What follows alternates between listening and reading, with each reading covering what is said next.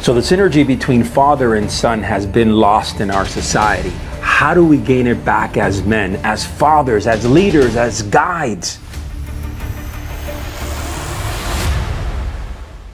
Hey guys, welcome back to the Man of War channel. My name is Rafa, a man on a mission here, forging you into the best version of yourself. And today what I want to talk about is synergy, the connection between father and son. We are missing that desperately in our society. And men in general have a sense that if they're successful in their lives, if they're doing things to the best of their ability, if they're providing for their families, if they're doing everything within their mindset, doing it the best they could, then their son is going to follow suit.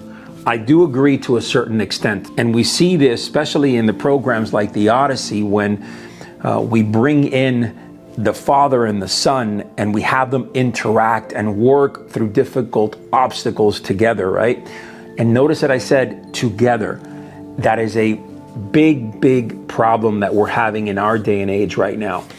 And it is that the father seems to kind of disconnect from the son in every way, shape, or form, right? And I've said this before, the father doesn't have to be there all the time, right? The father needs to be a provider. He needs to be a wolf hunter. He needs to exhibit how he wants his son to live, right? He wants his son to be a game changer, a disruptor, someone that stands strong, an honorable young man, right? So that's good, but the time that the father is with the son, that needs to be quality time. And they need to be together, do things together.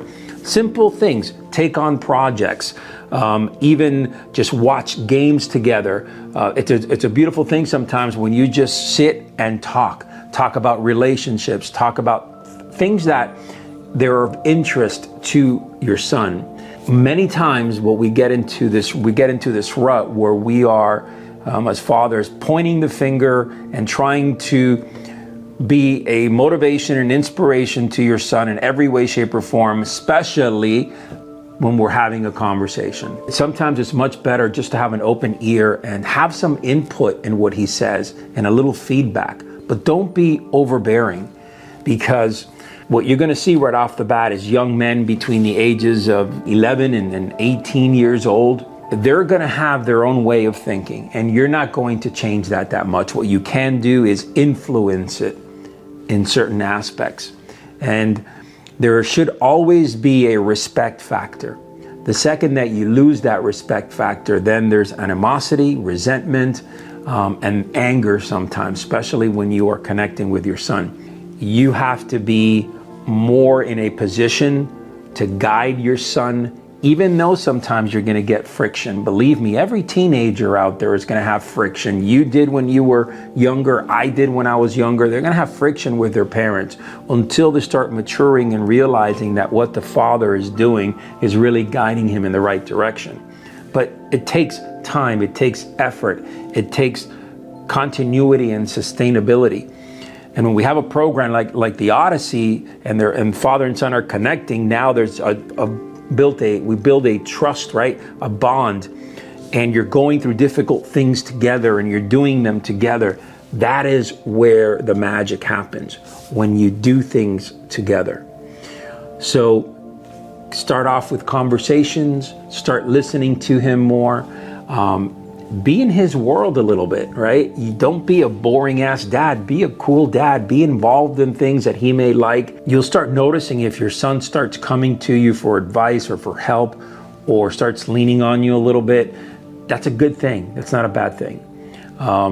Obviously, you don't want him to lean on you too much, but you just be the guide, right? Be the guide that's going to lead him in the right direction.